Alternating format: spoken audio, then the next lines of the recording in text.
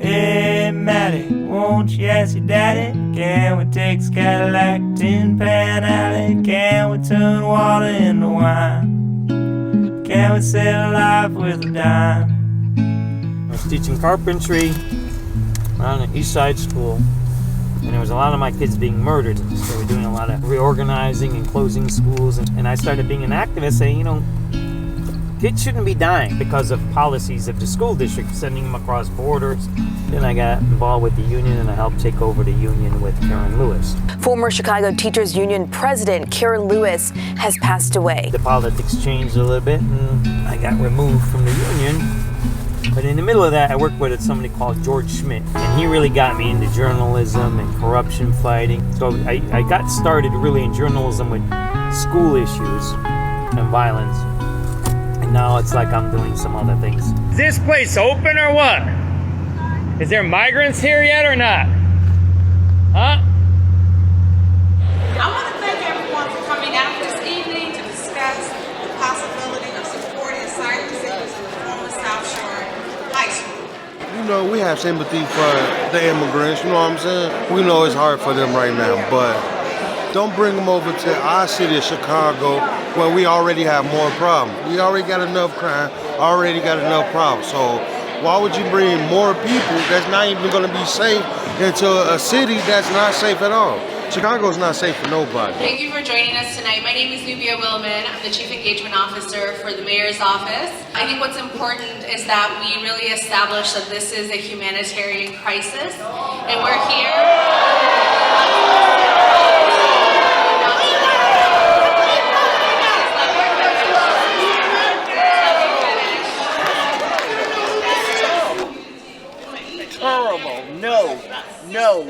No.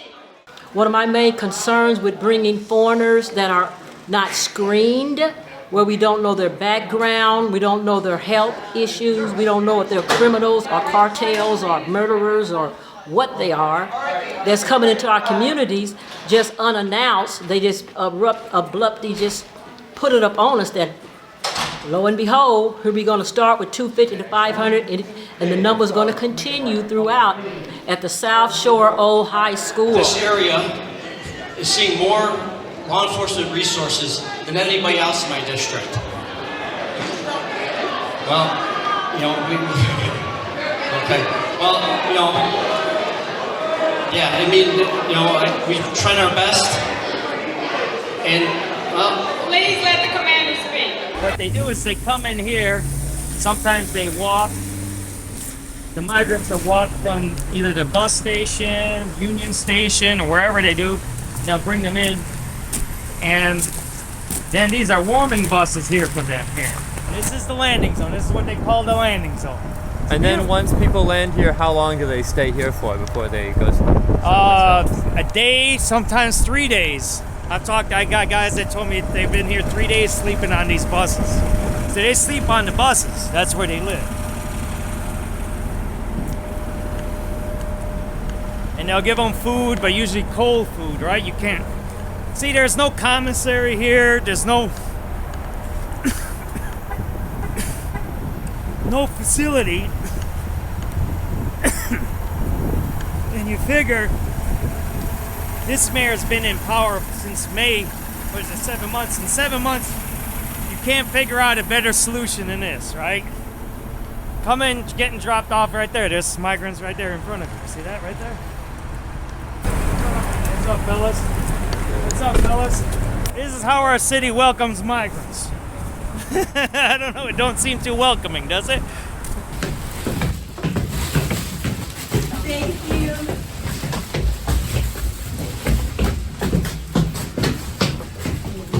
Refugee Community Connection is a mutual aid group that seeks to assist people who had to flee their home country and help them resettle in Chicago area. Pajamas goes with the rest of the clothes, right? For kids? Filing asylum paperwork is upwards of $2,000 per person. The work permits are around $450 per person. That's without legal fees. So they're being asked to come up with money that they don't have in order to make money or Yeah, and they have to come up with this money by working, what's their choice? They're between a rock and a hard place. Basically, they're forced to work under the table to come up with money to be able to work legally. Yeah. They're coming out of a shelter. There's been rent assistance programs, generally for 3 months of rent covered. And most of those families are Venezuelan. We help as soon as they get their own apartment. The city has been spending $20 million a month. Come on! But the bill between January and June could be more than that. Around $25 million on these illegal immigrants. Illegal! By some estimates, the cost for migrant care is $7,000 per person per month. Okay? That comes out to about $225 a day for each asylum seeker. The only time when these folks have ever spent any kind of money like that on black folks is when they're locking black men up in prison. It's just real painful. It's not right. And what I do believe is that if you're gonna bring in people that need help, scoop up for everyone that's here, scoop up everyone that's homeless under the bridges right now, and add a bed right next to theirs. I was homeless at one time. I know how it was, where it was, and usually you could find a shelter or you slept in a place that was abandoned. That's how you usually did it in the old days. And now it's just tent cities all over the place. Me and you just came a block away with all those buses, with all those police officers. Well, can't we put a mobile shower here? Can we put a mobile kitchen here? You can't fix all the ills of the world, but why don't we have a little bit of what people talk about is equity, right? You're only a block away. Why don't they have the buses and stuff for you? Like, where do you take showers? Where can you cook? Put one bus here for you, right? Honestly, if I make enough money, like $40, I'll go give me a room somewhere. Other than that, we don't get nothing. We don't get a morning bus. We don't get nothing. The people in Chicago come here and donate. Right. And that's it. And a block away, you got the city giving the buses and food and police officers. There ain't no security here even, right? Right. And you got me. I'm John, and this is Kat. You got two dudes walking up on you. You don't know who the hell we are, brother. At this point, couldn't be nobody worse than who we are over here. We're all the same, my brother. So. Yeah, but other than that, right? We don't get warming buses. They got 17 buses out there down there. We went to one of the meetings the city had in South Shore, where they were going to have a shelter essentially, and there was a lot of community opposition to it.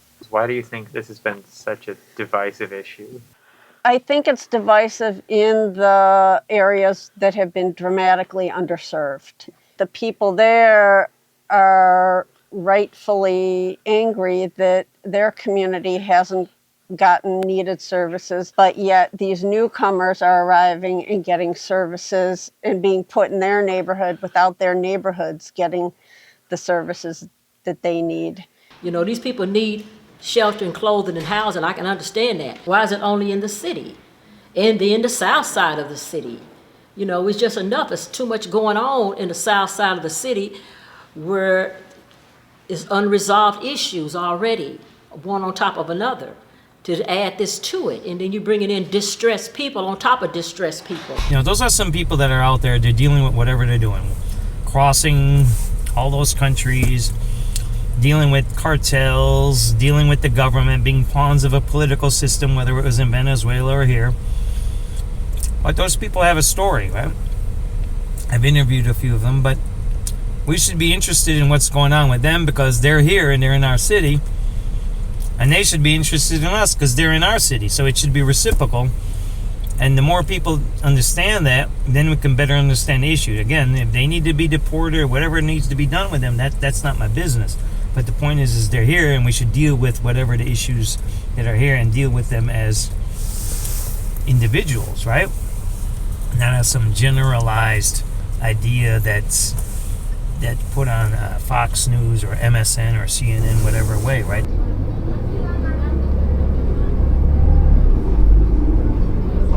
Atravesé 8 países para llegar a los Estados Unidos. En Guatemala es un país muy violento, donde nos tratan muy mal. México también. Porque en México mi hijo se me cayó del tren, de la bestia, y casi se me mató. Eso, yo creo que ese trauma lo llevo cada vez que recuerdo ese día. Para mí era fatal, fatal. No quisiera olvidarlo, borrarlo de mi mente. Mi viaje a mí me salió $5,000. Sé que no es mucho, pero para mí sí fue bastante. Para llegar aquí con mis 2 hijos y mi esposo. Y otro hijo se me quedó en Venezuela. Tuve que dejar uno porque no tenía no tenía la capacidad económica de traérmelo. Cuando llegas a Texas, hacia un refugio, te dicen, no salgas, Texas es muy peligroso, aquí a los venezolanos no los quieren, aquí han matado muchos venezolanos, los venezolanos aquí vinieron a hacer desastre, por eso se tienen que ir, busquen rápido pasaje, o si no, mañana salen autobuses gratis, alístense, que se van mañana. Escojan 3 ciudades, Denver, Chicago y Nueva York. Al refugio, el Halston, solo tenemos 12 duchas, somos 3,000 personas. Los niños se enferman y te dicen que te advierten, la ambulancia cuesta $1,500, ¿estás seguro? Hay epidemias dentro del refugio. Hay varicela, tuberculosis también. Hay gente con COVID, no es aislamiento. Ahí nunca hay un médico que pueda salvar la vida de alguien en alguna emergencia, como pasó, como el niño que murió, y ellos no hicieron nada. Eso está en tabú. Nadie lo dice, nadie habla. Es más, ya más nadie habló de eso, porque hubieron personas que dieron declaraciones y tuvieron consecuencias porque la botaron del refugio. No lograron el anhelado sueño americano, que no existe el sueño americano.